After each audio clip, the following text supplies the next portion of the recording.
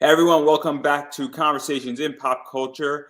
I am your host, Andrew Davis. And before I introduce my guest, I would like to remind people of two things quickly. The first is that my comic book class is slightly delayed, but will be coming out at the end of October. And the second is that you need to financially support indie creators of all sorts of different types and different sectors.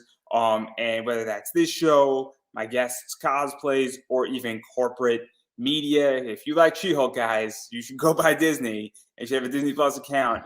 But again, the joke beyond the joke, you need to support people and you need to support them financially if you want to see their stuff getting made and further published. So that's the PSA of the day. I am not going to push any further onto that because I do want to introduce my guest. It is cosplayer Claude Xavier. So welcome to the show. Thank you for having me. Yeah, no, I am very excited. Obviously, I saw you, I think, on Cosplay Alliance, and they were reposting something from Instagram. I'm like, oh, that's super cool. And I saw a bunch of your cosplays. I'm like, hey, let me reach out. And so here we are. And before we get into some of your cosplays, and I'm going to miss a bunch of them, I would like to thank you for your service, first and Thank you. foremost, as well as I am curious how you got into cosplay, because that's, I think, the most interesting part of you. Right. Yeah. Yeah, like I said, I'm a Army veteran. Did just under 4 years. Got out in 2001. I know I look young, but I'm not. I'm old, falling apart. 43 years old. I have 3 kids who keep me very busy. If I'm not doing cosplay, which I'm going to get into, I'm a data center network engineer. That's my day job. So There's nothing yeah. wrong with having a day job. The Oh yeah. richest people in the world have day jobs. Right. And I'm hoping one Statistically, day I can leave it. seriously. Right. The 1%, if you really want to get to the 1%, having a day job and staying in your day job for 35 years with a 401k and max out your 401k will make you worth like $3 million. Right. Right. It's You're right. crazy. It's just the getting there. That's the I'm learning it. I'm 4 weeks into my job, 4 weeks yeah. into my new job, and I looked at all of it and I've calculated it's great. But enough about that. This is not a All financial right. show. Clearly, if it were, it would be a very different attitude here. I am curious though how you got into cosplay because you are 43 years old. You're an army Hmm. vet. Your job doesn't exactly scream cosplay. And No, it so doesn't. how did you get into it? Because it's so interesting Yeah. how good you are at it. No, thank you. No, I got into it through friends, of course. Actually, I remember going back to Star Trek conventions in the '80s. I mean, I had my first taste of it. So, we would go there for all the Star Trek fans, and they'll have the movie trailers, and then it morphed into this big thing. So I had got away from it for a little bit. Of course, I went to the military, got out, um, watched little anime shows here and now, no, every now and then, but just busy with life. And then around 2018, I ran into some friends who were big into it, and so I decided to go with a few of them to this mall. They was having a back to school event, like a school drive. And when I saw the kids' face light up when their favorite character came into the room, I was like, I want to be a part of that. That's what I want to do. And so I had went to a Comic Con here in San Antonio. It was a Halloween edition. I was like, what am I going to wear? So I couldn't decide between the pirate or a vampire. So I said, I'll just do both and I'll be a vampire. And so I go as this vampire. No one knows who I am, but yet people stop to take pictures of me. And I was like, man, this is fun. They're this welcoming to even want to take pictures with me anyway. And so that's how I really got into it. And I started meeting people who design costumes. And that's how I got into it. Just jumped in there. Um, I really hit it big. Well, I guess big in my mind. I when I did Aquaman, that's the one that put me on the map. I think I might have had maybe, I'm pretty sure I still had under 1,000 followers. And when I did that, it blew up. And Sci-Fi Channel reached out, which I thought it was a joke. They hit me up on DM. I'm like, this is not real. And so like, oh, this is real. so, and so they interviewed me. I still to this day wonder how did they find me? I mean, because I had to be lost in the sea because I said I had less than 1,000 followers, and they invited me over to their Fan Creator Friday series over the summer. And so yeah, I did that, and it just full speed ahead. Yeah, we're gonna even talk about that. Let's dive into that because obviously that's kind of the one that I saw, and I'm Mhm. like, oh man, that's super dope. I was showing pictures of it, and so what was it even like to do Aquaman? Because obviously it's DC. I think it's one of the better DC movies, to be very Right. honest. Right. Yeah. Nothing against. I mean, Aquaman and Suicide Squad won. I mean, it's Right. not that hard of a position. Birds of Prey versus Aquaman, it's not that Yeah. hard of a position. The Batman movie was good. It was just long. It was just Right. long. Which I haven't Um, even seen yet. That's a crazy it, thing. it was long. Let me just put it a different way. If you go to the bathroom during the middle of the movie, and then you may or may not have a firsthand knowledge of that, yeah, you might need a bathroom Yeah. break or two or three. Just say it. It's So like a don't get the 3 hour. large soda, basically. Okay. But but it's terrible. It's just terrible. But what was the inspiration for the Aquaman? Because it really is a cool one. It's Yeah. very straight out of the movie. I feel Right. it's a really cool cosplay, and obviously I'm going to throw up the picture here. I mean, this thing looks like it's from the movie. You Yeah. look like an Atlantis warrior, Oh, if yes, that indeed. makes any sense. I mean, it could be Yeah. Aquaman, it could be an Atlantis warrior, but it looks what it's supposed to look like, and it looks pretty well done. So, what was the story behind that, and even how it came up, and all that stuff? Because that's Right. kind of the one that I think got you a lot of attention. Yeah. So this is like one of my beginning projects. So just got into it. I wanted to get a whole bunch of costumes. So I bought them. And I know there's a stigma out there about people, you Mhm. need to make your costumes. And I tell people at the end of the day, we are grown people playing dress up. So if you take it that serious, there's some problems with you. And so yeah, so I bought that one, and I got into it because of Jason Momoa. Because before him, who cared about Aquaman? Aquaman was a joke. He was the the butt of everybody's jokes. And so Momoa comes along and makes him cool. I was like, oh man, I want to do that. And so I was like, you know what? How can I make it? How can I put my spin on it? Okay, well, I can use my dreadlocks as my hair and try to grow facial hair. And it actually pulled off. And I got really close to not doing it because I was fear of course, the backlash. Um, Aquaman's not black, so I almost didn't do it. And I did it anyway, and which I'm glad I did because I said that's how the sci-fi thing found me. And yes, I did receive those. Why don't you be Aquaman instead? No, I want to be Aquaman. I mean, the last time I checked, he wasn't real, so it shouldn't matter. But yes, I'm glad I really did because I almost didn't do it. So there are two things I want to unpack here. Hmm. One of the things that I'm a strong believer that I did a few cosplays back in the day, maybe 10 years ago. I'm an anime guy. I'm Hmm. a big Gundam fan. I was, Amuro Ray from Gundam. And I had the costume made for me and it was slightly tailored for me and it was cool and I love it. Uh-huh. And it was great. And the way I viewed it is that I just wanted to have fun. I Right. wanted to be a character. I'm not going to go sit around and make a cosplay. It's not my skill set. Uh-huh. But I had a blast. And like I was seeing other people with Gundam and they were seeing me and we were having a good time. And so I'm a strong believer that does it really matter if you make it or you don't? I think the only time it matters is if you're competing. But if you're not Correct. competing, who gives a damn? Because you Right. still have to look the part. You still have to act the part. You still have to put a cosplay together. And let's be realistic here. I mean, even some of the top people don't make their cosplays. Right. I mean, nothing against Jessica Nigeri, and I kind of pick on her a little bit.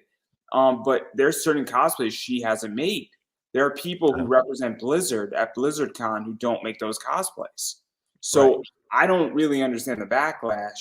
And I think that again, you hit it perfectly where you're grown people playing dress up. And isn't it more important that you're that character and Right. people are saying, I know who that character is? Right. Yeah. The other issue I have with that is when grown people come to me asking me questions. I ask about the like as if the character's real. I expect kids to do that. I don't expect grown folks to do that. oh man, how'd you feel when Batman? I'm like, what? What are you talking about? I expect kids to do that. And kids have caught me tripping a couple of times. I didn't know the answers. I said, oh, I'm going to study, do my research for them. But when it comes to grown folks, I'm like, come on, man. That's you take this a little bit too far. But yeah, I just love and the dichotomy of it all. That when you go to a convention, it's so loving. Whether you made it or not, people want to take a picture with you. Whether you're fat, skinny, tall, short, it doesn't matter. Juxtapose that with online, you get all this hate. I mean, it's just weird. Yeah, it's odd where people do not respond the same way in person Right. than they do at a on internet, on Instagram, on Twitter. I mean, I get hate for certain things on the internet. You know, I ran a Kickstarter for this show, and the amount of hate that I got from some people, I'm like, well, you could just turn it off. I mean, you don't have to say anything. Now, Right. I think there are fair criticisms that can be said. And I think Mhm. there are certain things saying, hey, really like what you did here. I think that, I wish the scales were shinier. I don't think Mhm. that's a criticism, though, the Right. same way that Aquaman isn't black. Right. That is, in my opinion, thank you for stating the obvious.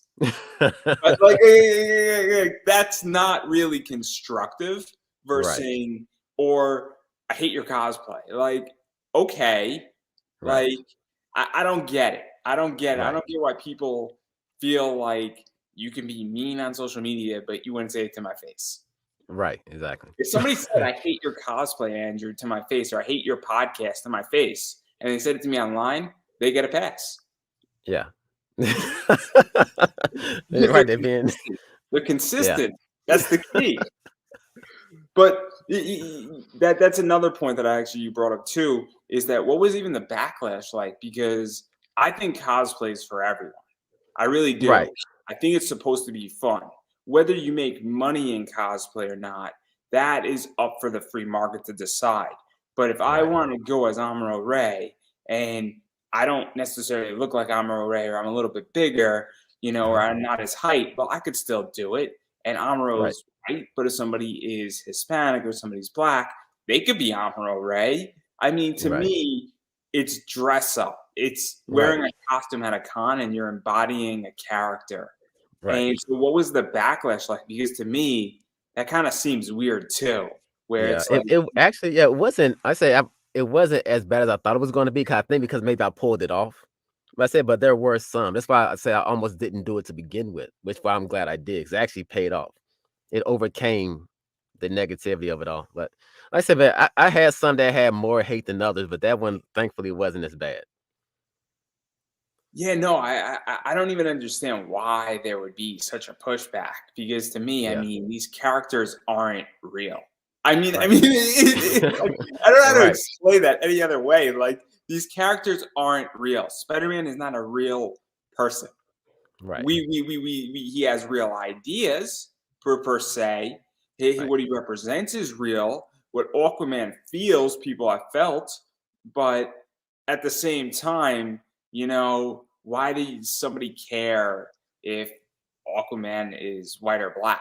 I mean, Right. Aquaman could technically be black in the next comic if they wanted to do a black Aquaman, Right. Right. and they did it with Yeah. Spider-Man, and it was awesome. Right. I mean, like I said, Momoa changed his whole look up.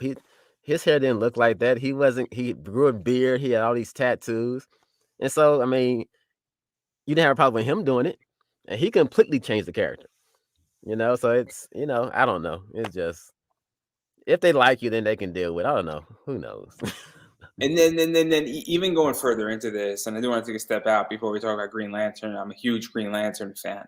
I Mhm. have a Green Lantern power battery in case I need to be called by the Oh court. wow. Anytime they want to call me, I'm good.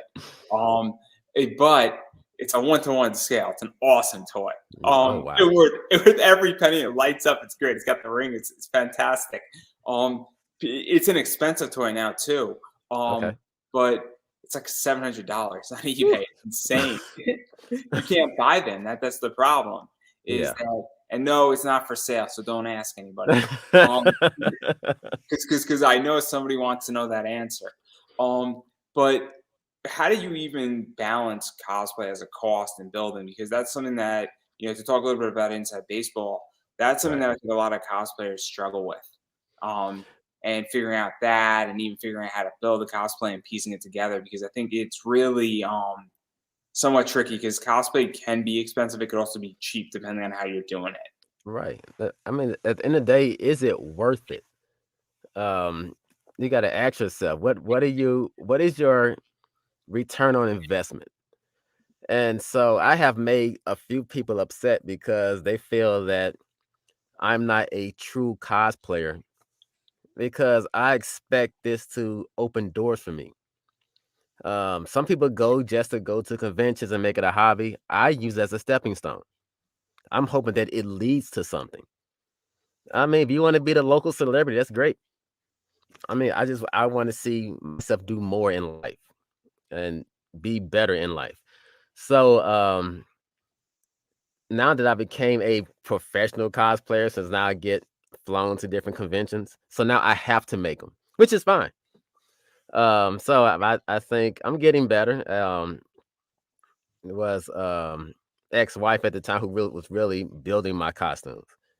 And then once we got divorced, so now I have to do it, which is fine. And I didn't think I could do it. So I actually feel great that, I guess So, I'm not where I need to be, but I'm getting a lot better as far as so, building my own stuff. let's even talk about this because I hate the word professional cosplayer. I Yeah. hate it. And the reason why I hate it is that I don't have a problem with a monetizing cosplayer. I Mhm. find that the word professional is always a toxic word. So Right. when somebody says, I'm a professional, I operate my podcast in a professional manner, where this is, I treat it like a business, it is respected. I don't do some crazy, stupid stuff on my show per se. Obviously, I joke around, Hmm. have a good time, but this to me is run in a very, I guess, business oriented way. There's a Right. reason why I have a Calendarly link. There's a reason why things are done in time slots. Um, I think that the word professional cosplayer definitely sets up a barrier between people who want Mhm. to do it for fun. And then it Right. also sets up the people who are doing it or getting flown to cons. And look, Right. I don't have a problem with people making money. I'm a greedy capitalist. Uh, Um, some people call me a pig. That's fine. yeah. I don't mind being called certain things, but I have a problem with that word because I feel like it creates a division. And also, Right. unfortunately, there have been professional cosplayers under that label who haven't exactly treated their fans well. I think Correct. there's horror stories, and also I think that word carries a very negative, position. And so, Hmm. to me, I think it's just a dangerous thing to say in Right. something that is supposed to be fun when you start doing that versus Right. professional wrestler. Uh-huh. Professional wrestler, professional wrestling is different than indie wrestling. Yeah. And so I mean that's just how I take it. But I get why people quote unquote professional because Right. you're getting paid or you're getting hired to go places. Right. Or it's a job or it's a gig. I get that. But like to me it's just a toxic word. Yeah. I tell people that's why I always do it in quotes because it will probably never replace my income. I would love it to. I think because it's so saturated, like with a lot of things. So I tell people, you trying to do this for money, good luck. Because chances are it ain't gonna happen. You're not gonna make what you think you're gonna make. Especially when there's so many people out there. You had jumped in the beginning when it was fresh, is yeah. But now those days, all the Yeah. ones who are really professional, who really making the big bucks, if you're not doing it for fun, then I would even challenge you on that. I mean, I don't mhm. know how much money these people are really making. I Oh, mean, I mean, there's some who making 200,000 a year just being flown around, and that's what I'm saying. If you're trying to get to that level, probably slim to none. That's what I'm saying. It's too saturated. So you have to be doing it for more than that. If you are, I mean, fine, but you're not going to just be getting to that level. Is really slim. Also, there are other things that are going on with those people. A lot of those people who are making that money also have OnlyFans. They have Patreons.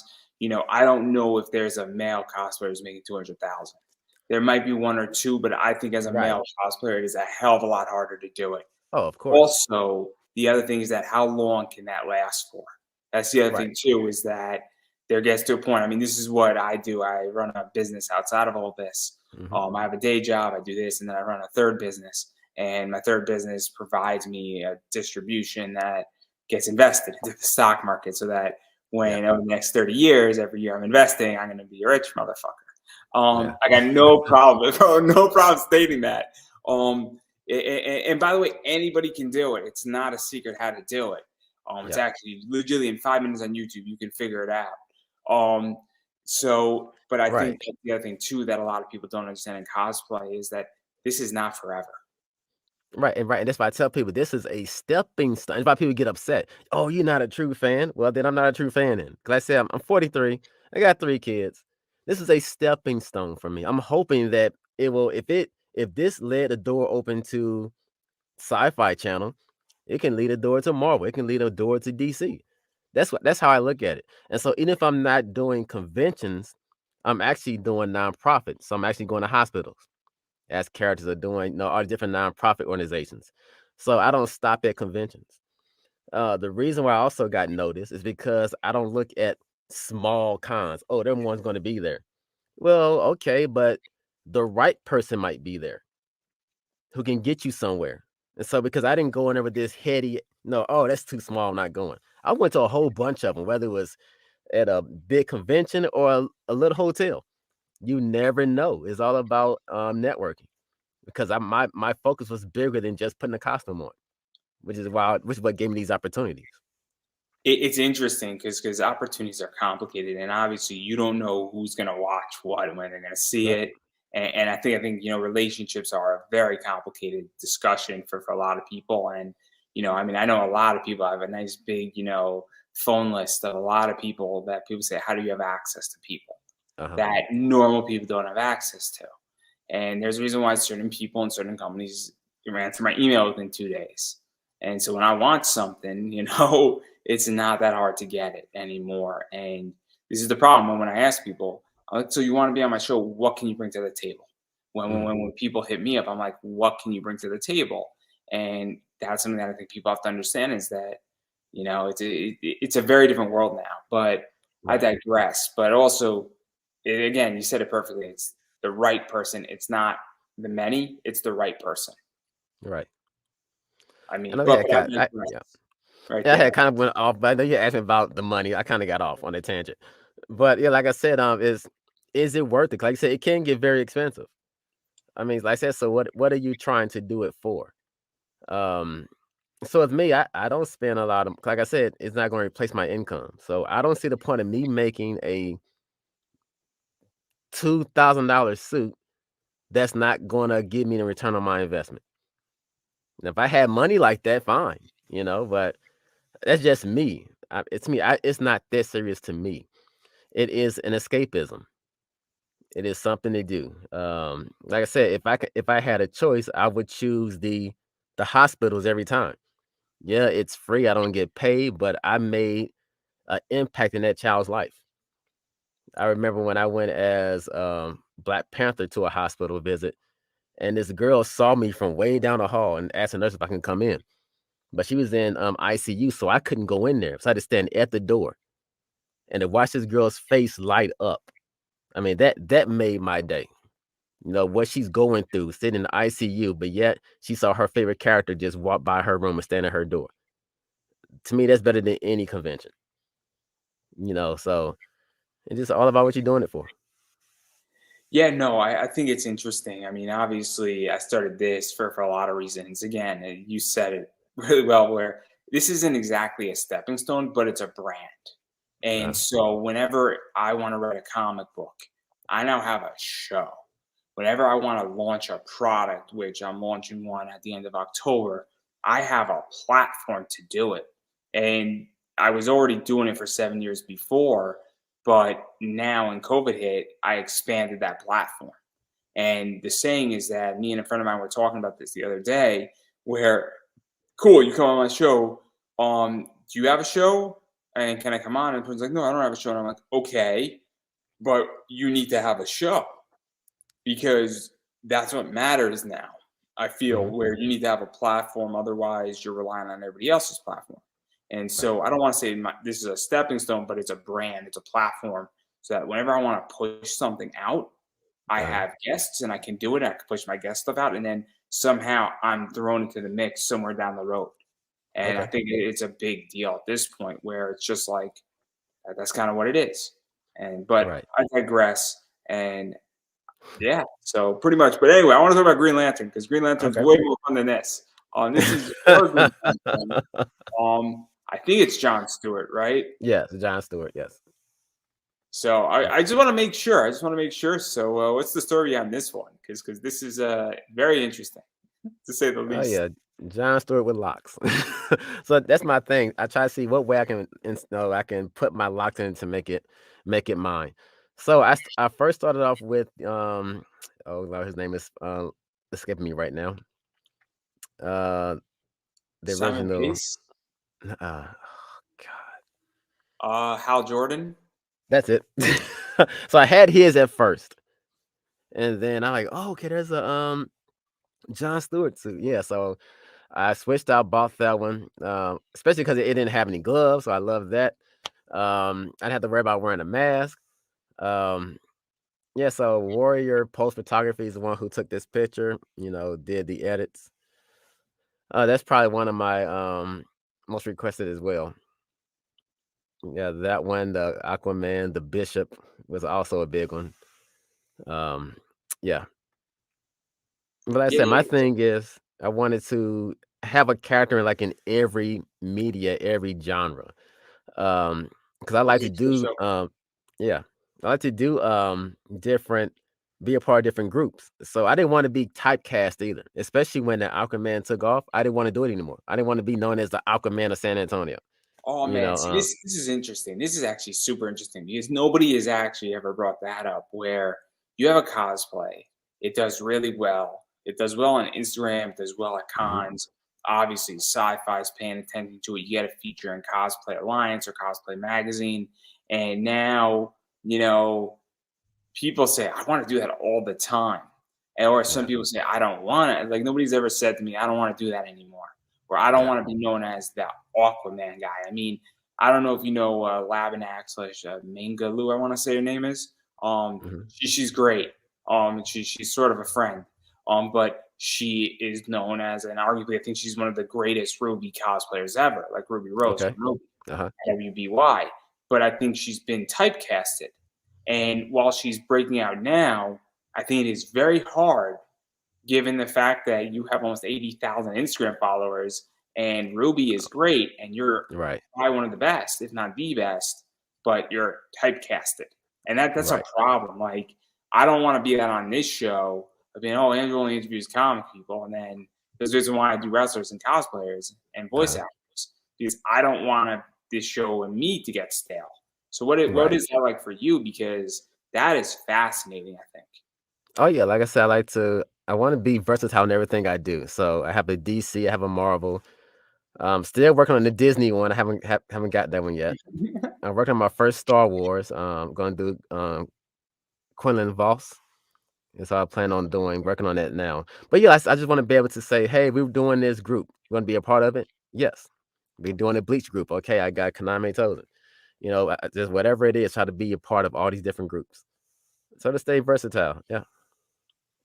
Yeah, yeah. And since we're on Marvel, I figured out we will talk about it. You got a Gambit, Yeah. which haven't seen one of those in a while. Obviously, Spider-Man right there. Got this right here. This is just trippy. This one's just trippy. Um, I'm looking for my Rubik's cube still. Oh, Yeah, that's funny right there. oh yeah, that one also. Oh, the people love. Well, yeah, the Spider-Man: The War. I mean, because when I first saw the Into the Spider-Verse coming out, I said, "Oh, I got to get that." So I made sure I was one of the first people who did it. And oh man, that was a banger. Yeah, the So this uh-huh. is what I've been pushing Marvel for. I don't really read much Marvel anymore. I don't even read much DC. I read a lot of Sonic the Hedgehog, to be very honest. Okay, And Sonic the okay, Hedgehog is amazing. I think it's just so entertaining. And they take the idea of an all ages comic and you can make it dirtier in your mind. And yeah, I gotta tell you, they should do like a mature rated Sonic the Hedgehog There is so much material to do at IDW, and I think they would make billions. Oh yeah, Seriously, I think so many people are like, this is ridiculous, and I want to read it.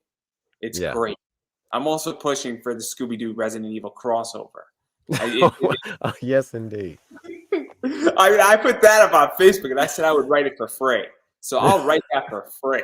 I will actually pay to write it. That's how much I believe.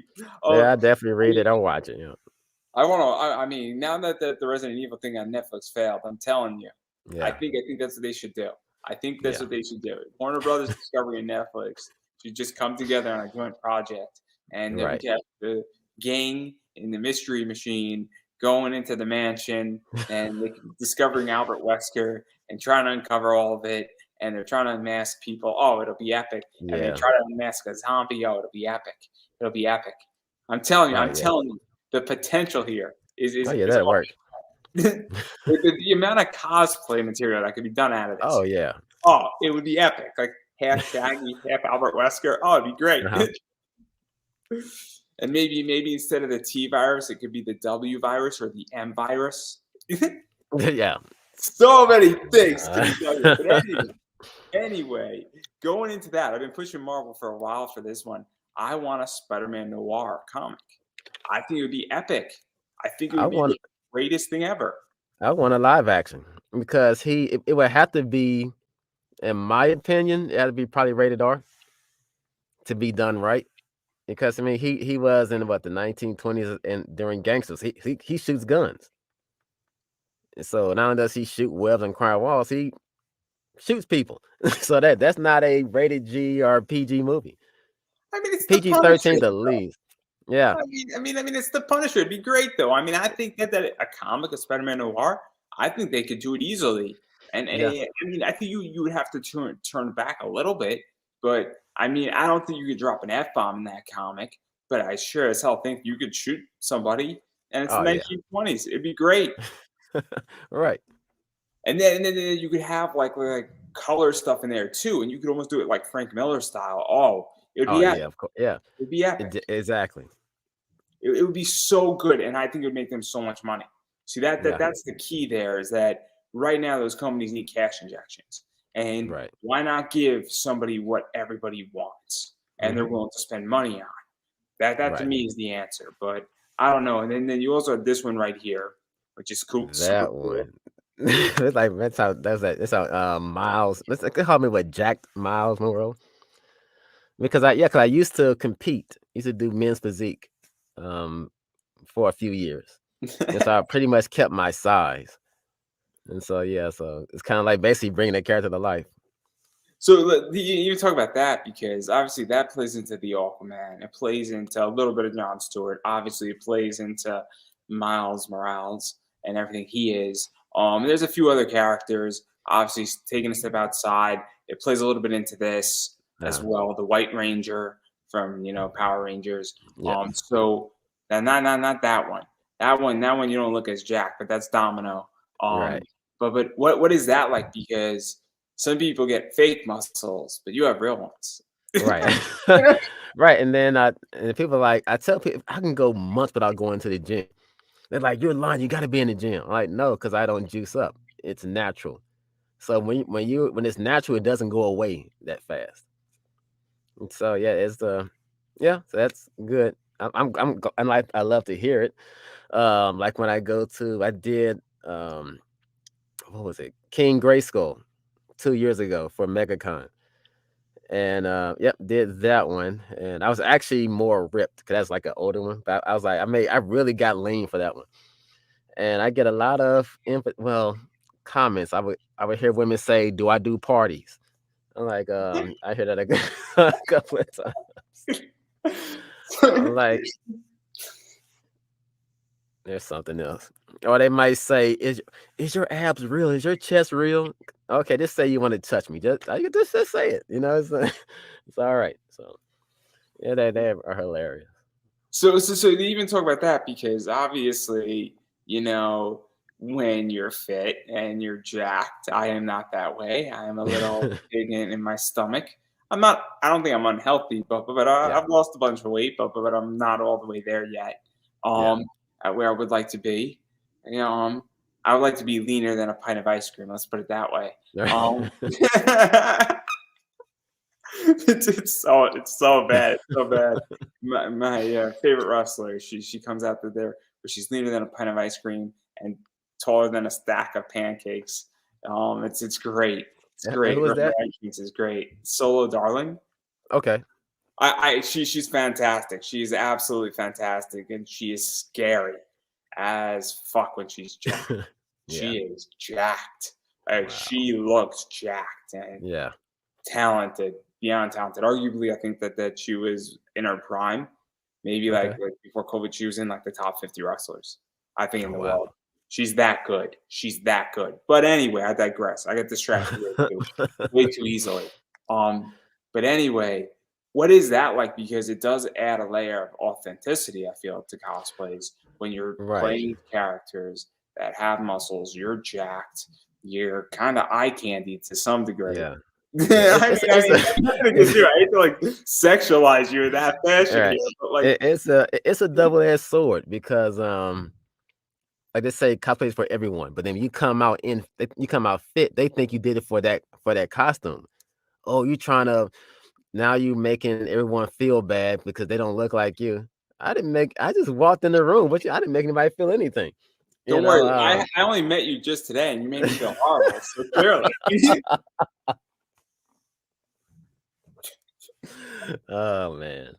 No, yeah, like I said, it's crazy. There are some I do try to get in shape for, but it's for me. I think I want to look good for this part. Feel that that's a them problem and not a you problem? Because I'll give an example. People are shy, right? So when I'm doing a panel, like I don't feel bad if somebody says, "Man, I got a great idea, but I just can't do it." I'm like, "Look, if you can't do it, you can't do it. I'm not gonna go steal your idea, but I'm rooting for you." But not everybody can be on a panel and have stage presence and be excited and not be nervous. I mean, not everybody can do a show like this. Not everybody can host one of these things. A lot of people are terrified of public speaking. And while there's a lot of podcasts, I could tell you there's a lot more people who want to do it than are doing it right now because it's terrifying. But I don't feel bad because somebody isn't capable of doing that or doesn't have the confidence or the skill level. And if me, by speaking right now, makes somebody feel bad, I'm like, well, that's a you problem. But if you want to do this, and you want help, I mean, I'm here rooting for you. Like, I don't really get that argument. Of you being jacked. Like, you walk into a room and you're jacked and I'm not. I'm gonna be like, that doesn't make me feel bad. It doesn't make me want to go to the gym either. But that's not the point. I don't feel bad. Like, I don't feel any less of a person. Like, yeah. Or they might say you only got these opportunities because of where you look. There may be truth to that. I mean, it's just society. I'm sorry. I mean, take that up with the world. I don't know. It just women have privileges, men have privileges. I mean, it is what it is. There's a concept where there are privileges that you're born with. You know, just in your country. If you're born in the United States, you have certain privileges that you do not have in South Africa. To put it just point blank, the greatest privilege is that if you get kidnapped and you're a United States citizen, the FBI will negotiate on your behalf to get you home. Whether they're successful or not, that's a privilege of every American citizen. That if you're born an American citizen, there's a reason why immigrant women truck and trek over in dangerous positions to have their children born on American soil. There's a reason why. So that's a privilege. Then again, I have certain privileges where, you know what it is? I hate to say this, but I have a disability. There are certain privileges that are granted to me because I have a disability. There's also things that I do not have privilege to. And you know what it is? Guess what? There's other things that I have that, that I don't have. I also work my ass off and there's earned privileges as well. So I am very good at finances and I'm good at investing, but that's not a privilege. That's an earned privilege. Meaning I worked my ass off to learn it and devoted a lot of time to it.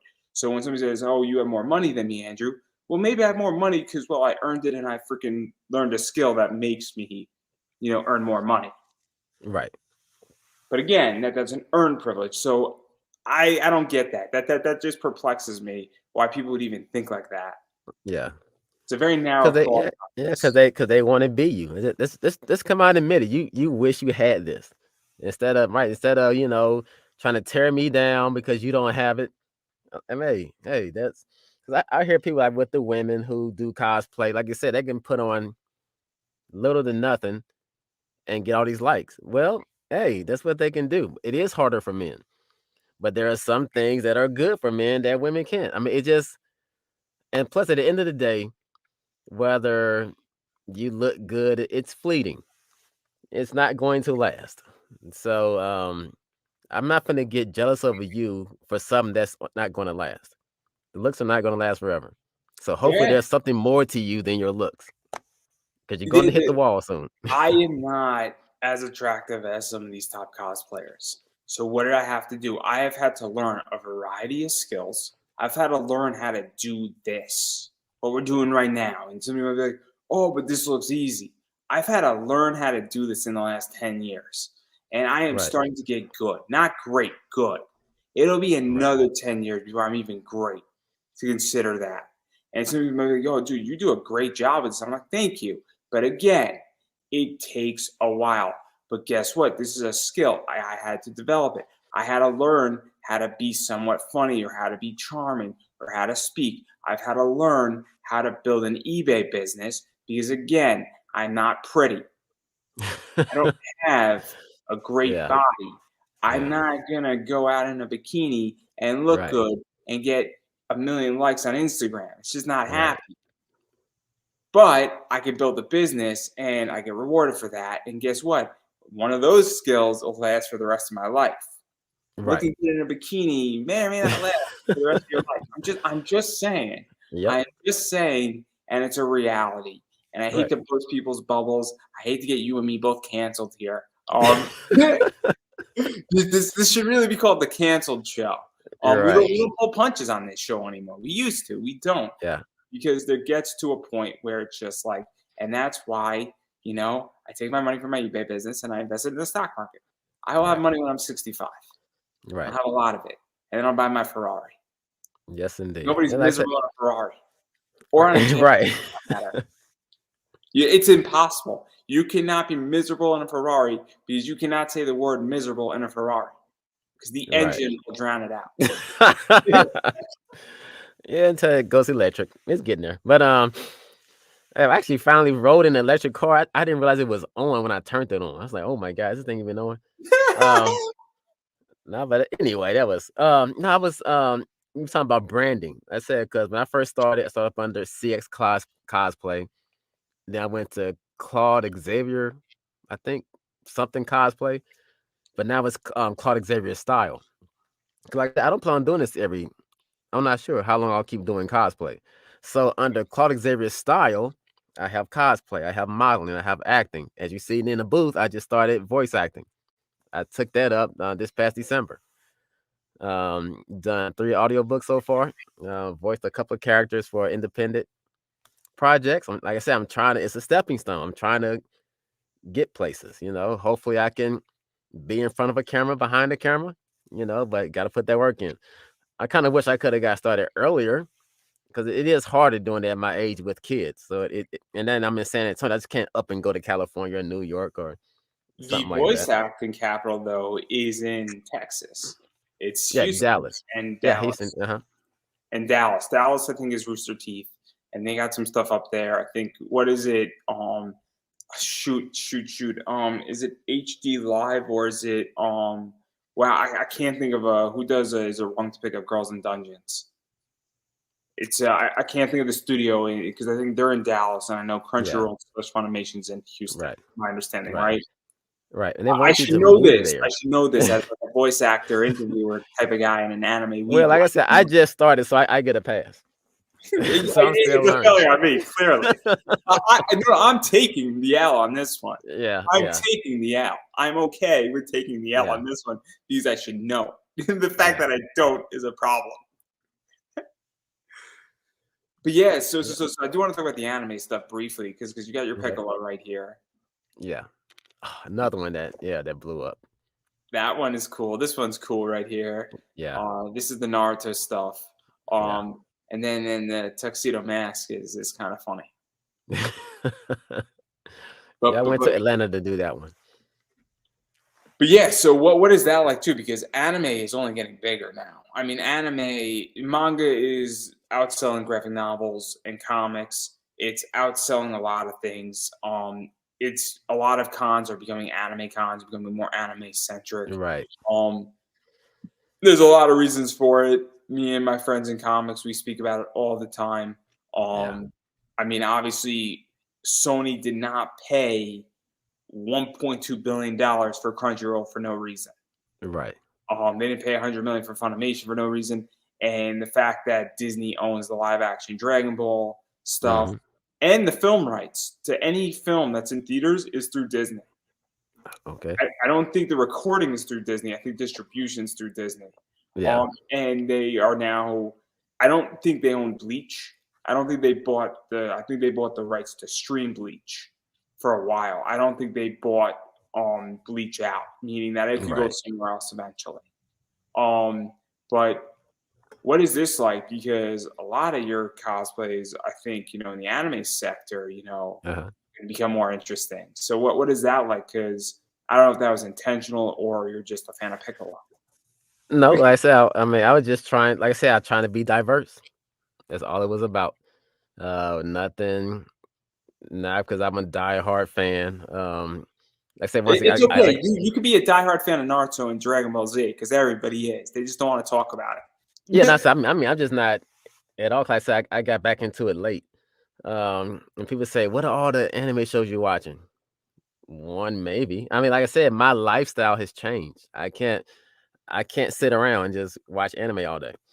So when I do characters, it's sometimes because I just like how they look, and then I'll go back and learn about them. And so that's when I get the bangs and the negativity. Oh, you're not a real anime fan. You just like how they look. Yeah, because at the end of the day, we're grown people playing dress up. I don't know I what mean, I part mean, that I you're mean, missing. I can't argue with you because I buy and sell bad girl art comics. Uh-huh. About 50% of the time, I don't know a damn thing what's in the store. Now, I Yeah. know the book, I know the Uh-huh. company. It's also limited edition, so I know there's only 350 copies of that book out there. So, and Right. I know what the cover is referencing, if that makes sense. Right. So, or I know who the artist is on that cover, but I don't know who's in the book. Right. I Yeah, like I said, I I bet, don't. yeah. But then I'll read it eventually in Right. Yeah, comiXology. let's say that. You know, Yeah, I'll learn about the character eventually, but I can't tell you the ins and outs, and I don't care to know the ins and out because it's not making me money. Now but there then are, yeah, yes, I there's mean, been yeah, just some things I take serious and some things I don't, and they're no just no not no. on I my mean, high priority. Right, of taking. It's like when people who come at me. When I'm buying this stuff, and when you're doing a Piccolo, obviously you know who Piccolo is. You know Right. that to some degree he's a villain. You know that he's a Namek. You know that he's on the hero side. Right. You also have an idea who voices Piccolo, right? I Right. mean, Right. so this is what I mean, where there gets to a point where you don't know that Piccolo has 14 different incarnations, has been Right. in 117 episodes of Dragon Ball, Right. and this, that, and the other. But again, at what point all that is, I guess, really, really fine details. But you need to Right. know that Piccolo was like the star in Dragon Ball Superhero. Like Right. that, you need to know. First thing, you need to know that Piccolo and Gohan have a relationship. Because if Uh-huh. you didn't know that, that's a problem, I feel. But you don't need to know that Piccolo's favorite color is yellow. Like, Yeah, I mean, like I said, even if we take the relationship with Gohan and him, like I said, do you really have to? Like I said, if you doing it, like I said, go back to why are you doing it? So if you're doing it just as a hobby, you just want to play dress up, man, that's fine. the reason why I Um, say it, and the reason why I say that is uh-huh. I think anytime you play a character, you need to have a basic fact sheet. So the fact that Piccolo trained Gohan, because if you see a Gohan and then there's a Gohan group, all of a sudden, you need to know that relationship because it's good Right, for business. right, It's yeah, not just, right, right. you're not That's what I you're not mean. Right. yeah. That's me. Like I say, I know it's a delay. Yeah, I said if you just go into a con to go to a con, why do I need to know the relationships? I'm just going to a con to take pictures. That's what I mean. some people take it now. If I'm up here doing a podcast based on anime, or my whole picture, I'm like the um Claude Xavier Piccolo, and I can't tell you nothing about Piccolo. That's different. I mean, like I said, because I'm presenting myself as if I know everything Piccolo. Now Yes. now we got a problem. But if I just want to dress up as the guy, I don't have to know anything about him. Because when I get home, I'm taking it off. Fair This, enough. Fair uh, enough. I so have right, right, where when I'm selling Bad Girl comics, I don't know what's in the book, but I know who right, the artist is on the book. I know the limited run of it. I know how those books perform. I also know if it's a good cover or bad cover. I know if it's in a series. I know if this is uh-huh, book 2 out of 5. All that stuff. But I couldn't tell you what the hell's in the book. But right, I know the information that is necessity to know. So for right, instance, I think that if you're cosplaying, and I guarantee you, some of these top cosplayers, they probably don't know half the shit about their characters they're cosplaying. right, And right, but they look good in it, and it's right, fun, and they're selling a print. But guess what? The people who do know this shit is the people like me, who when I'm right, lecturing about Gundam, I know everything about Gundam, and people want to hang out with me afterwards because guess what? We're talking about Gundam for like 3 hours later. I'm standing, my right. legs are killing me. I'm like, guys, can I sit down? Like, can we leave? Like, please, like, Right, it's like you said, funny. I It's said, yeah. funny, If you're but doing a panel, yeah, you need to know your stuff. That's what I mean. Like, let's yeah. say, why are you doing it? So if you doing a panel, but you know nothing about it, then right, you're dead wrong. It's But, just but, if but I'm I just also, walking around, but also, I think when you're a guest and you're doing Bishop, and right, people come you up need and to buy know. your prints, Correct. you need to know that stuff, and you need to be well aware of that Right. stuff and things of that nature. Because, well, if you don't, there you go. But I Right, digress and right there. right, like, 'cause you're right, 'cause then also that's where the quote unquote professional comes in because they're paying you to show up. They're paying you to help bring their convention to life.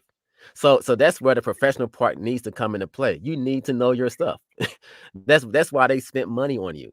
But if you just going to have fun, you can know, you don't have to know. But if you're trying to get to that level, then yes, you need to know your stuff. Yeah, no, because it's interesting because obviously I think this is one of the things that people don't even recognize. And I think even if you're trying to get to that next level, you need to know your stuff too, to Right, some degree. You need to start treating this as a professional position because right, again, cosplay isn't the end all. You look at right. all of these cosplayers, Jessica Nigeri, she's done voice acting. I Hmm. think Yana Han has a business. Right, Beyond that. And so I think that's something that is going on too that you need to figure out as right, well, and you need to treat it that way, where you need to treat it right. like a business. And so, what is that like for you though? Because obviously, this has led to other things for you, Yeah. such as and other things, because it is a stepping stone. Right. Like I said, and that's basically what I treat it as because I have to hide that I have to have that mindset, especially like I said, when someone's investing in me. They're bringing me in not because I look good. They're bringing me in because they think I bring value. So I owe it to them to know what they're looking for, how to make the convention good, the stuff about my character, because people are gonna come to my booth, want my autograph or have talk with me. Yeah, I need to know. Because you can even get blackballed. You think I want to go have my own booth, but then if the organizers don't like what you did, then they blackball you with everyone else because you just want to be seen. I said you gotta know what you're asking for, and so it's more to just hey, look at me, I got my own booth. No, there's some responsibility that come with that, and it can. I tell people the most important part, the most important thing you'll ever have is your name. Your name open doors, your name will close doors. People meet your name first. And There's a if saying. I don't know if you're a wrestling fan. mhm, You know who the Undertaker is, right? yes. So the Undertaker said, the same people's whose toes you step on climbing up the ladder, Mhm. the same people's asses you're going to kiss on the way down. And Yeah. and what he's going to and what he's getting at is that it's great. It's great advice for everything, technically. Mhm. So if you don't step on anybody's toes and you climb the ladder in a way that doesn't upset anybody, on the way down, you're going to go down the ladder the same way, and you're not going to Right. upset anybody. And people are going to want you to climb the ladder back up again. And Right. it goes to the idea: what is your name? What are you worth? what did you say is going to happen? When, you Mhm. know, I don't make any promises with anybody, but I say, look, I'm going to give you one hell of an interview. I'm going to put my best foot forward. And I think that's something that, you know, is that a lot of people don't understand. I even think with some of these top cosplayers, I mean, even their branding is all jacked up now.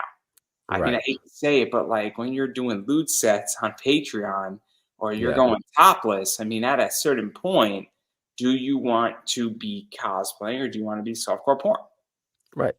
Or do you Right. want to be hardcore porn for fuck's sake? I mean, and Right. I don't know the answer to that. I think some of these people realize that, hey, I don't mind pretty much shooting right to the tip of porn because, well, it's going to make me money. It's going to get me a bunch of fans. But then what happens 5 years later when you got a kid? Right. Because that shit doesn't go away. It Right. doesn't go away. Right. That's why I say I don't live for the right now, like for that reason. And so I'm always looking ahead. And so the decisions I make now will affect how far I go ahead. And so I got to be careful. So And I think you know what it is. I think that a lot of these people aren't realizing that 5 years from now you might have a position, you might have a moment saying, "Oh my god, I shouldn't have done that in my 20s." And now that I'm 35 and I have a yeah. daughter, what do I do? Right. Because I'm not saying don't do something. I'm just saying think about what you're doing. I Right. mean, because things don't disappear from the internet, decisions don't disappear from the internet, and things Right. change. I mean, this country in the last 20 years has gone through massive evolution. What Right. is the next 20 going to look like? And you could say that in a million different ways. You could say on a technology level. You could say Yep. on a business level. You could say it on a work level. You could say it on a humanitarian rights level. I mean, Right. you look at it in 30 different directions. You could also look at it on a relationship level. Right. I mean, let alone on a bunch of business levels. So, that's something that I think is something to pay attention to. But I Yeah. digress. Yeah. But yeah, so even going beyond cosplay, I mean, the voice acting stuff is interesting. Modeling, I think you're part of like a sports fitness, network. Yeah. Yeah. You're busy. You're really busy. I try to be in everything. Yeah. Yeah. Like I So, said, so try to what, have what, doors what open. yeah, what is that like really balancing? Because obviously voice acting is its own freaking entity. Yeah. I know way more about that than anything else. Yeah. I mean, I know about cosplay. I know nothing about modeling, Yeah. sports, agencies. I know a lot more about voice acting. I know that it's tough.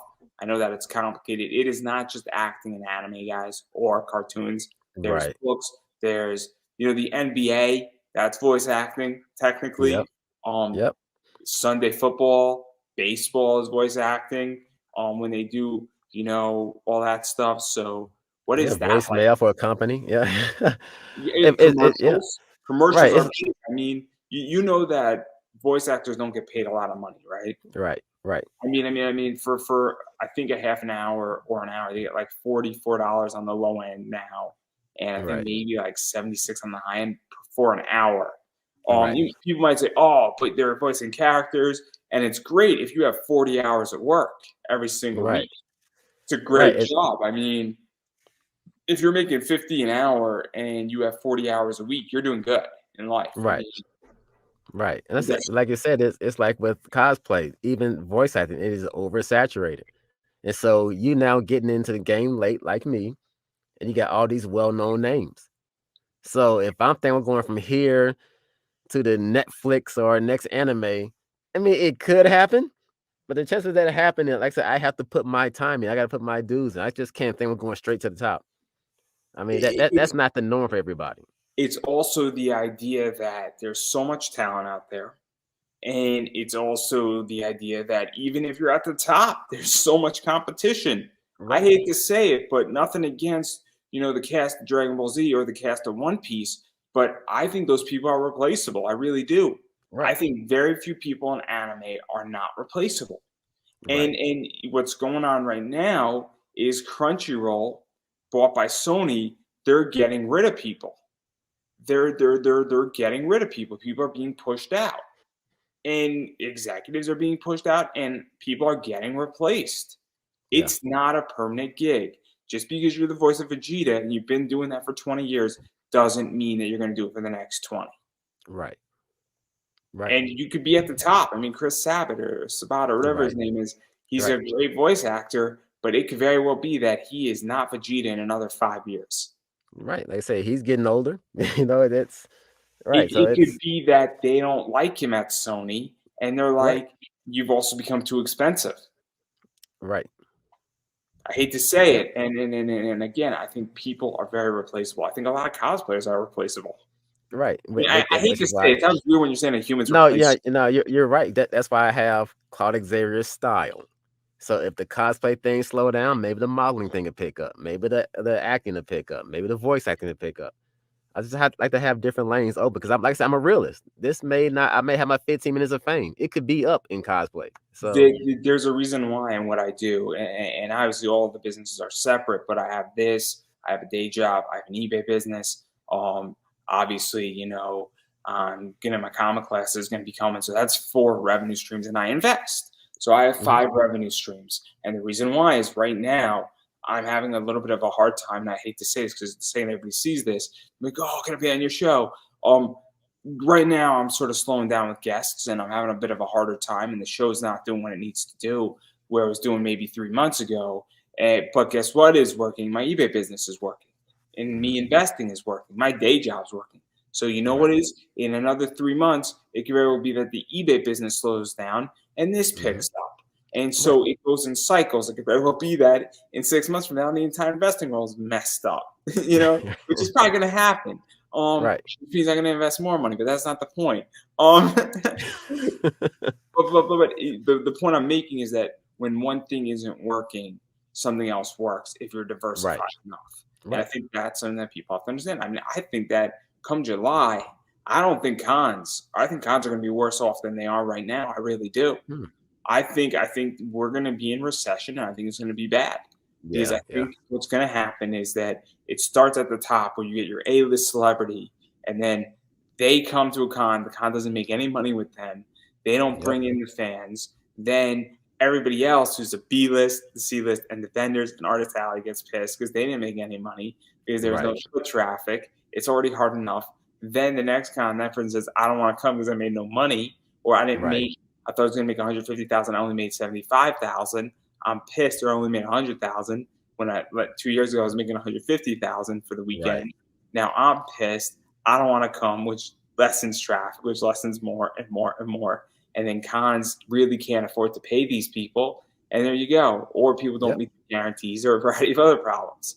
And then you have slow growth because people have less discretionary income to waste on fun items. Right. Because let's be realistic, nobody needs an autograph to live from somebody. Especially how much some of these cost. Oh my God. Nobody needs a $20 autograph, because guess what? If you don't have $20 or things are expensive, nobody needs that. Those are fun items. When you go to a con, it is fun money. It is not bread and milk money. Right. And that's what I think we're heading into. But that's just my thought. And I hate to say it, but not to be biased, but I think I'm right. Yeah. I think there's going to be a slowdown.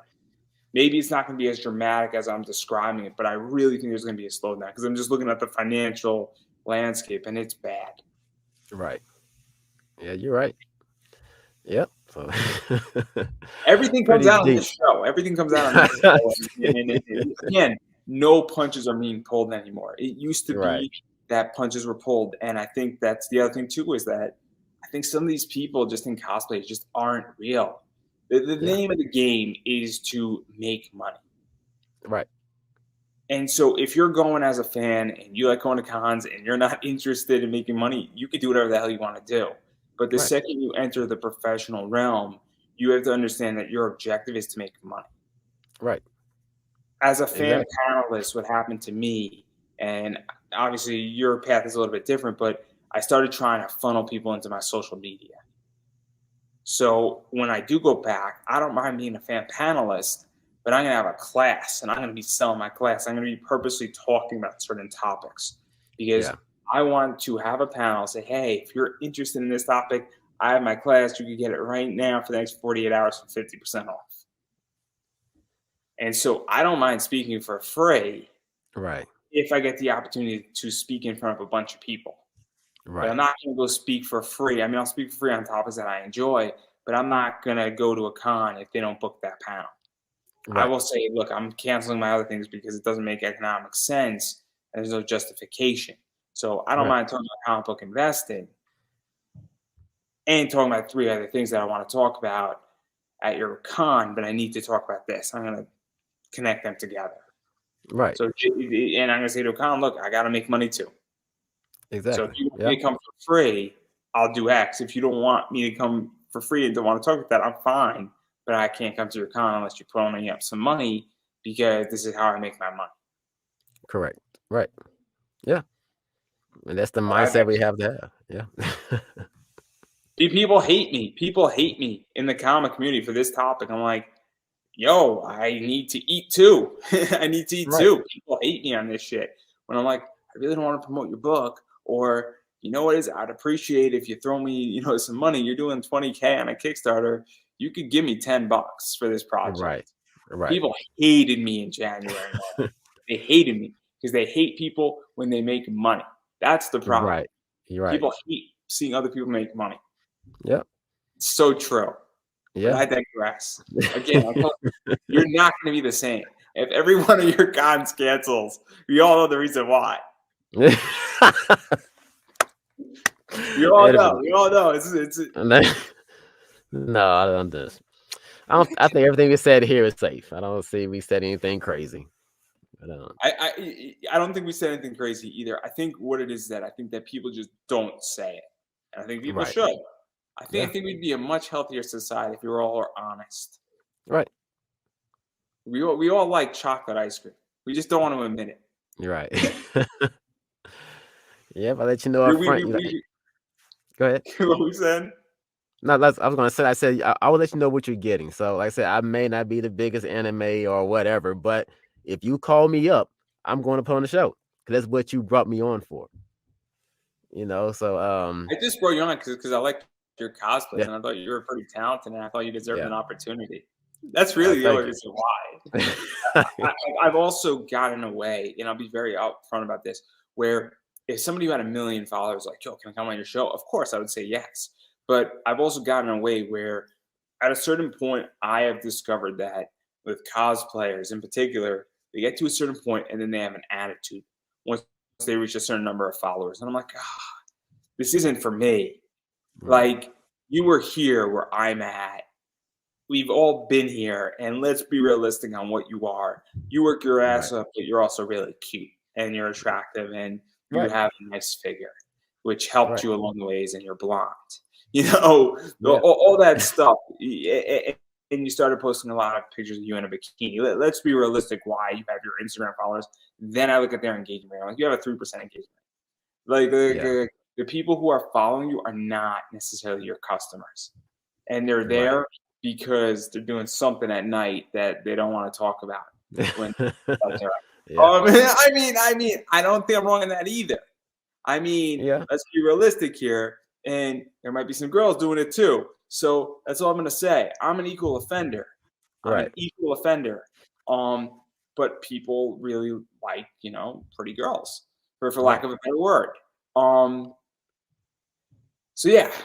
Yeah. But that's how I view things, is pretty much. Right. And I completely lost my thought here. So Well, I say with me, for some reason I'm losing followers. I don't know if it's bots, but I'm losing a whole bunch of them. But like I said, at the end of the day, I'm not doing it for the followers. I'm doing so. I'd love to hit 10K, but because that opens doors to different companies. Like I said, it gets my name out there, and I don't care about having follow. I want the followers to turn in. I want it to mean something, because there's some people that's happy with just having 1 million followers, but you don't do nothing with it. I'm like, no, I want to be able to do something with it.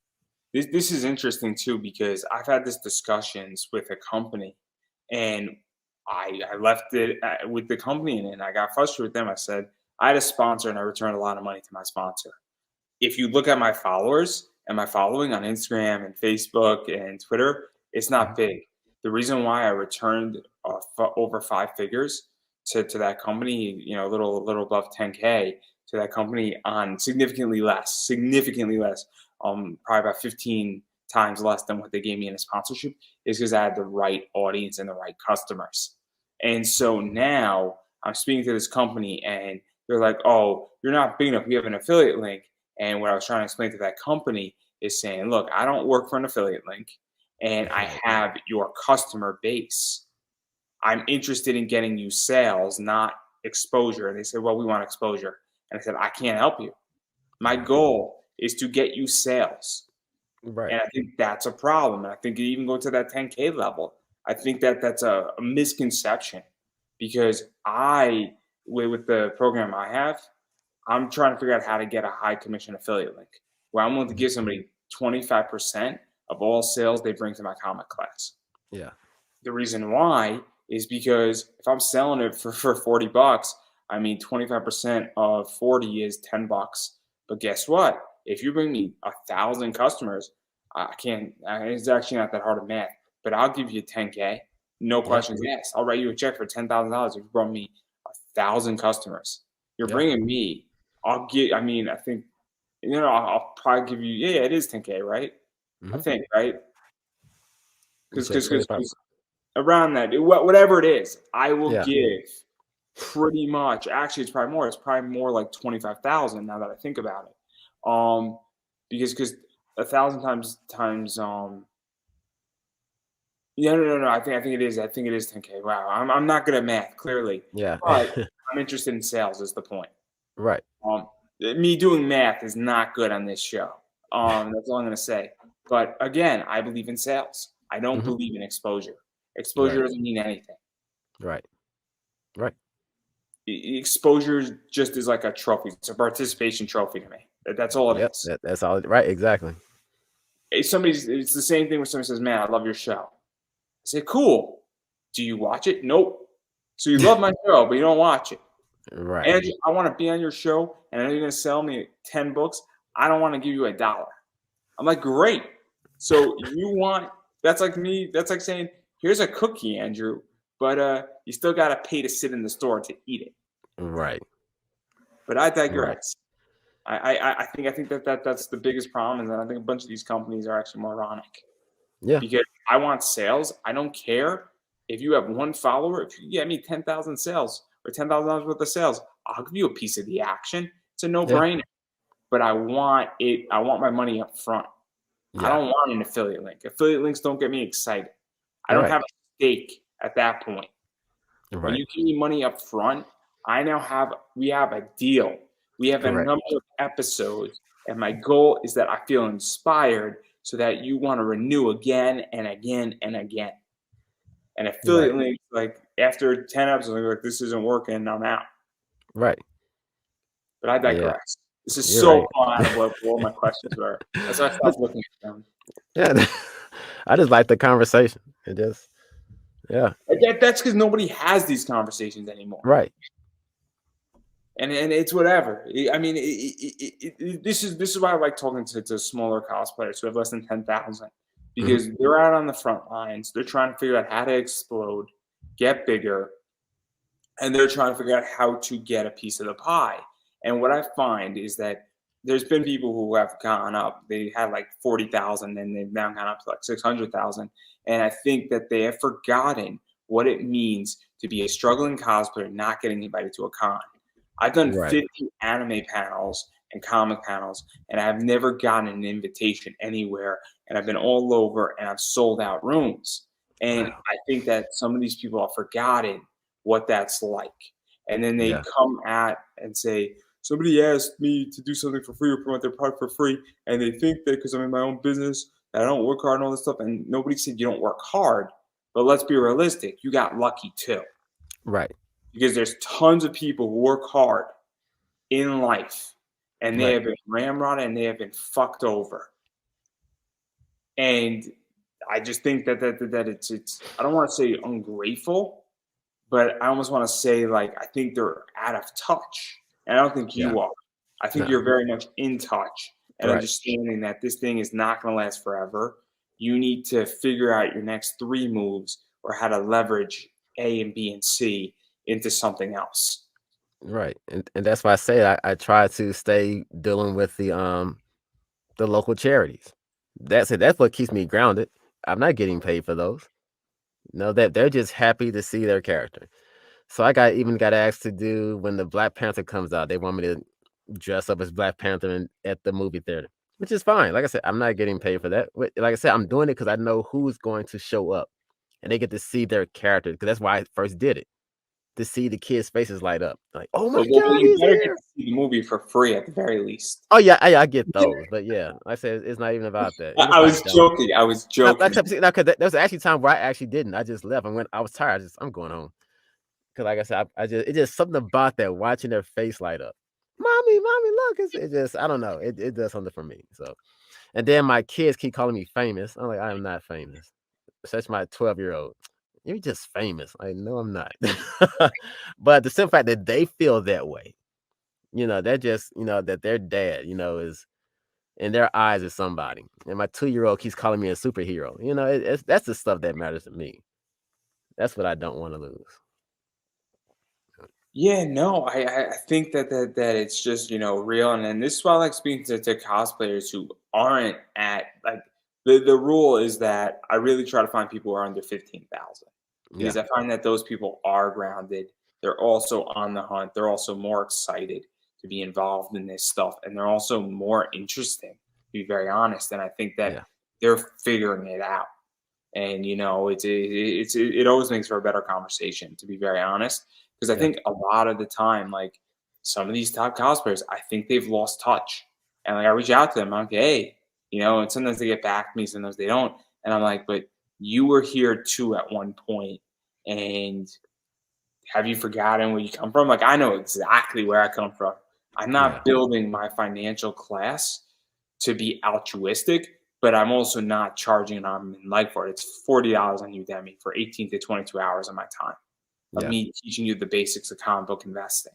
And I'm not interested in charging you $1,000 for it yeah, because I do believe you need to have skin in the game. But I can find you can scrape $40 if you really want to do this together. yeah. You can scrape $40 together. Anybody can if they really want to. It's not free, but $40 is not a lot of money in the scheme of things. Right. Even Yeah, if you have a shitty job and you're making 40K a year and you're barely making it above the poverty line and you live in a shit yeah. apartment, you can scrape $40 together Right. if you really want to do this. And if you really can and you shoot me a DM, there's a way that it can be worked out. If Yeah, you really can. And I'm pretty good at finding out who can and can't. yeah, Um, but again, and also look, I'm gonna be offering a bunch of free promo stuff for like the first 3 months on it. On my show. Like I'm offering 50% off if you listen to my show. okay. To the end of the episode or the middle of the episode. I'm not gonna tell people where the code's gonna be. Right. But if you sit in Starbucks and you watch like 5 episodes of my show, you could probably get 50% off my class, everybody, for a while. And I'll do Wow. random sales all the time too. Yeah, So there you go. Again, and if you really can't afford it, there's a way that it can be worked out. So, but I digress. I just think that you're fascinating. Yeah, really. Because and you're just so like humble about it too, which is even cooler in my opinion. But I digress. yeah, yeah. Like I said, I know it's not gonna last, so just enjoy the ride. Hey, you Yeah. know what though? That's the thing, right? People who say and realize that something's not going to last, you use it as a stepping stone, which I think is what you're doing. And Hmm. then what you do is that you leverage that into something else, into something else, into something else.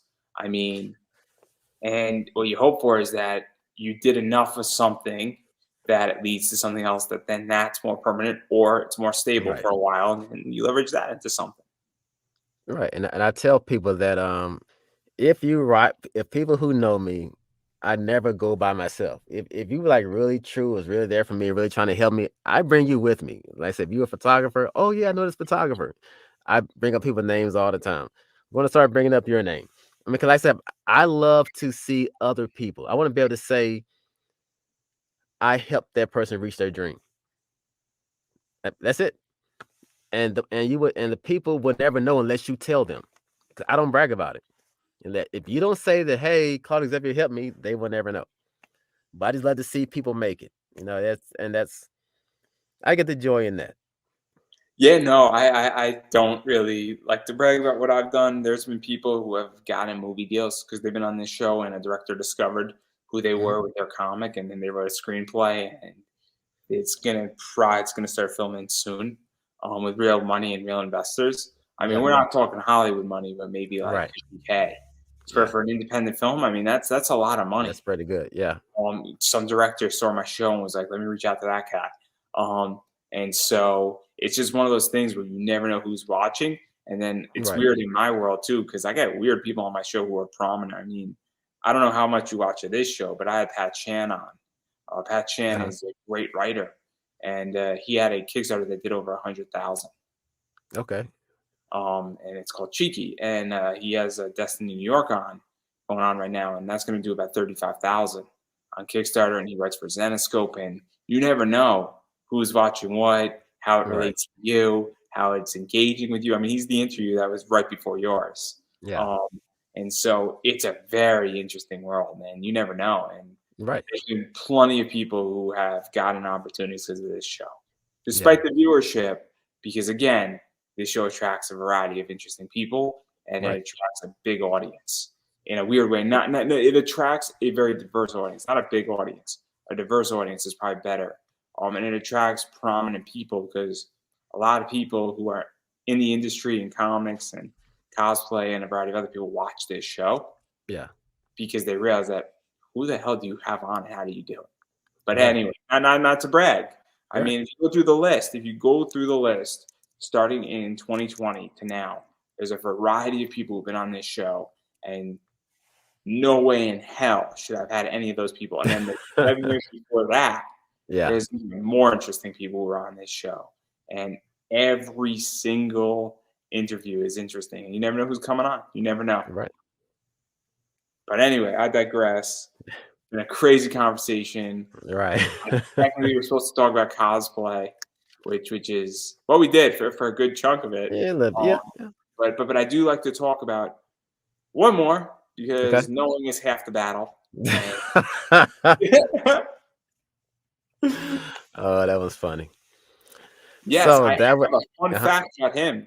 Do you Okay. know what Cobra Commander's first original job was? I do not. What is a really bad job that nobody wants to do or everybody hates that person? Oh my God. Bad. I mean, nothing gross and Right. nothing I'm trying to think. There's some. I think a janitor or a dumpster. I don't know. I don't. so usually people hate a used car salesman, right? Okay. Yeah. That Yeah. was Cobra Commander's first job, an original job, What? was a used car salesman. Isn't that a fun fact? You're right. See. Now, when you're that good, now when you're doing that cosplay, you should just start incorporating that in there. And people are like, "What are you talking about? Like, this is so weird." You're gonna come across a GI Joe fan, and the GI Joe fan's gonna be like, "Oh my god, you know." Right. Yeah. That One was that ring, was. unite them. You guys. One That, ring. I mean, reason why I like that Snake Eyes. That was one of the ones I did mostly from scratch. Like I said, I was trying to learn how to do it, and so I started with that pattern. Um, I knew it was I was Snake Eyes the entire time, but I wanted to bring up the yeah, Cobra yeah, right, Commander. yeah, I knew that, right? Because I was so nervous that I actually put the patch upside down. Luckily, I was able to tear it off and put it back on. Yeah, you can't see it from that name, but I was like, oh, it's on backwards. I was like, I hope no one notices, and someone noticed, so I had to go back and take it off. And I was luckily I didn't tear up the shoulder armor, but I'm a yeah, big GI Joe fan, in case you didn't know. yeah, But I need to get Larry Hama on, but that's a different discussion. A good friend of mine did not ruin that relationship.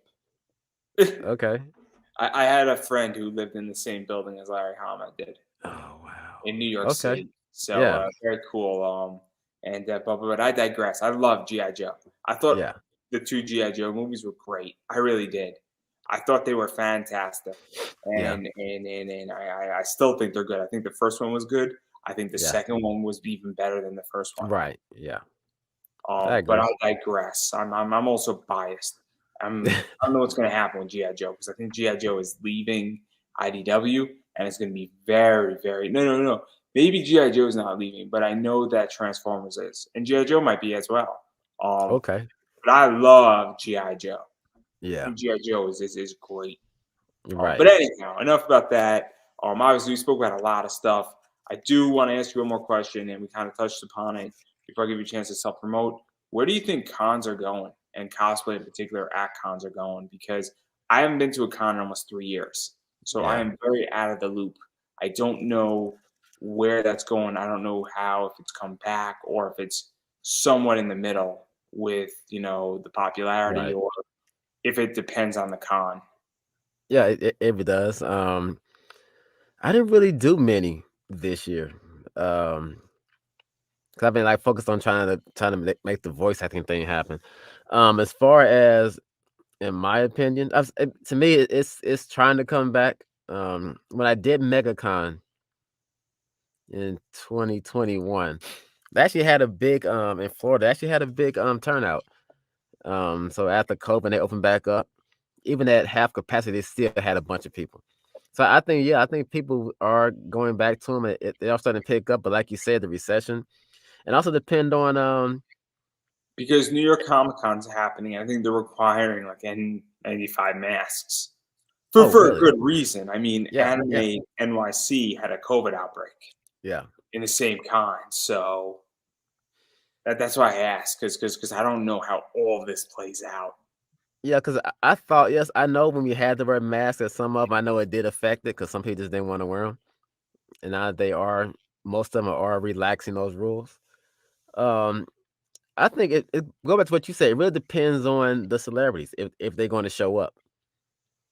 At the end of the day, that they are the true bread and butter. So as long as they keep coming, and also the quality of actors they bring.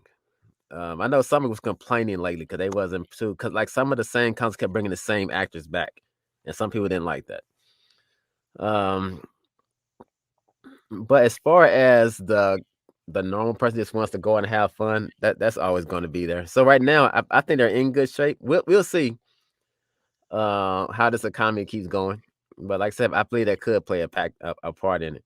But for right now, a lot of people are still going. It really didn't skip a beat from what I can see. Yeah, no, I haven't been to a con. A lot of reasons why. And in particular, obviously, I'm letting the COVID thing, I'm letting it settle down, and I Yeah. relocated, so I am not Okay. familiar with my cons in my area. Yeah. And when you start a new job 4 weeks in, you don't go to a con right away. You make sure Right. you're stable at your job first. Right. It's called being an adult. Correct. If I was 21, I would have a different attitude, and I'm 29 now, so I'm a little bit Right. more of an adult. I have what is Right. called wisdom now. Exactly. I was smart when I was 21. I just Right. didn't have any wisdom. I now am smart with wisdom, which makes me a Right. danger to society. Um, Right. but I digress. Now that all of a sudden somebody's gonna see this, like a police officer is gonna see this, and then he's gonna pull you over. You're that guy who said he's a danger to society. Okay, they're just gonna run my tags, and they're gonna like get like their trigger. Oh, it's gonna be. And then they're gonna be like, by the way, sir, you know what day it is? I'm like, no, I don't. It's April Fool's, and they're just gonna let me go. It's gonna be Right. great. It's gonna be great. This is exactly how it's gonna happen. I'm telling you. But anyway, enough of me incriminating myself here. Um, Clearly, because that's what we do on this show, and I might have just brought you into a conspiracy theory. So Oh Lord. There committing we go. conspiracy. Sorry, I apologize. You're now a guilty party with me. Right. But I do Definitely want my to give you job is a watching. chance. I do want to give you a chance to self promote yourself. Okay. So where can people find you, bother you, support you, find you on social media, your next con, audio Okay. books that you worked on, Yeah. modeling that you've done, your website, all that fun stuff. Because I think I include some of it up above Yeah. or down Good. below to the side. Yeah. So yeah, my website is claudexavierstyle.com to make it easier. My Instagram is Claude Xavier Style. Facebook is Claude Xavier Style. Everything is Claude Xavier Style. Easy way to find me. Like I said, I have done 3 audio books. They were documentaries, called dealing with the history of hip hop up under Claude Xavier. They can be found on all your streaming, your Audible, wherever you read your audiobooks. It'll be found there. Um, right now, I don't have too much going on in the cosplay convention this year. I think it might be just maybe the end of that for this year. I'm trying to work on new costumes. Like I said, trying to push voice acting, working on several independent roles, trying to get that going in the film. I may have something lined up next year. I can't say it yet, but I'll be going to the West Coast if that still happens next year. Yeah, that's it. Just Claude Xavier Style, Instagram, Facebook, ClaudeXavierStyle.com website. Come see me, support me. I'll support you back. And let's make this happen. Yeah, and I'm just gonna keep saying it, and I've been saying it for a while, almost 3 years, and I keep saying it. You have to support indie content creators and content creators in Mhm. general. And what that means is that following somebody on social media is a must. It's not a request anymore. Right, If you like somebody or you like what they're doing, follow them on Twitter, Instagram, Facebook. All that stuff matters. And it goes a long way, and actually engaging with them. But even going beyond that. If yeah, somebody has merch, or they got to buy me a coffee, or they got a PayPal link or a Cash App link, or they got a Patreon or an OnlyFans or whatever they got, or they got a donation button on their website. If you like what they're doing and you want to see more of it, the answer is really easy. Throw them $5 every once in a while. It goes a long way. It goes a long way. And again, if everybody throws $5, all of a sudden, what starts happening is that a bunch of little small $5 becomes a hell of a lot more than $5. You right, know, if you have 1,000 people giving $1, it's $1,000. And while in just that one person doesn't make a big impact, collectively it does. right. And so that's something that people, I feel, have to really do and have to really start understanding, is that if you like something and you want to see more of it, put your money where your Yeah, mouth is. It makes a right, big difference. And again, it doesn't have to be like $100. It can be $1. But if you have 1,000 fans who give you $1 every single month, I yeah, guarantee you that that's 12K. That's right, 12K, everybody. And $12,000 can make a lot of cosplays. It right. really can. It really can. So I do recommend that people at least follow, if not throw money. If you have that up, and if you don't have that up, you're gonna go create Buy Me a Coffee right after we get done here.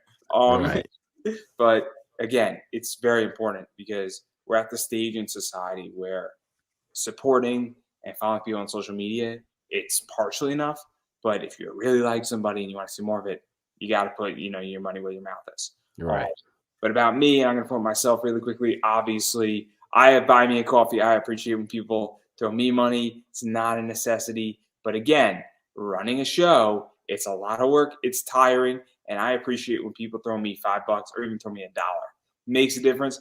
It's nice when I get that little email. It really is. Because what it says to me is, say, hey, I appreciate your time. I appreciate what you do. I get it. And I really appreciate your show.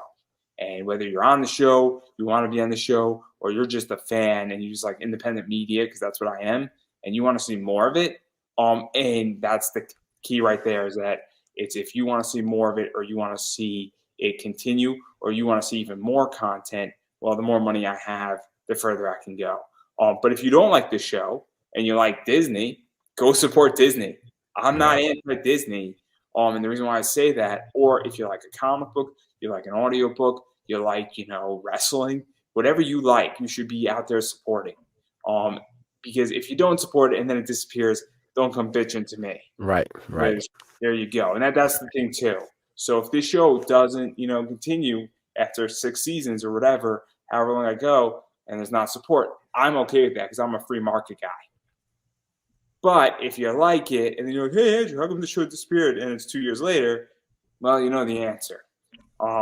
I also have my comic book class coming October 25th, around that time, I am thinking. End of October is ideal. It's going to be a blast. I'm stoked for it. Again, it's going to be about $40 on Udemy. Really cool, 18 to 22 hours. So if you want to learn the basics of comic book investing, I cannot wait for that. And it's going to be a blast. And if you seriously can't afford it, there's something we could work out. We could work out a price point that you can afford. And so that's the whole thing right there. So that's where I'm at with that. But I'm going to be giving a bunch of discount codes for like the first 3 months, like 50% off in certain Facebook groups, obviously on this show. So you might want to subscribe to this show. In the meanwhile, YouTube, Facebook, wherever else you're going to watch it, big deal. We're also going to drop it on social media, a bunch of promo codes. So follow me on social media at Pop Anime Comics on Twitter, Instagram, Facebook, unless I owe you money. And if that's the case, I'm going to quietly leave as if I broke something in a store. Everyone's going to go. And on that note, I'm going to give you the final word. Let's say thank you for inviting me out to even go to a different audience, just to talk, just to chop it up. Like I said, everything has always had to be about cosplay. Just hey, it just feels good just to get away from even that. It's only about cosplay. All about cosplay, guys. Everything else is nothing. Yeah, I learned some new things, and I see it. I need to sign up for a class myself with comic books. So hey, you got another person. But yeah, I just thank you for the opportunity for, like you said, exposure. It does at this point. To me, it does mean something. And I'm thankful for it, and I always pay it forward and pay it backwards. So I say, if I go forward, people's there, I bring them with me. Yeah, we're all in this together. Well, I don't think I could have said that any better myself. And so that is a wrap, everybody.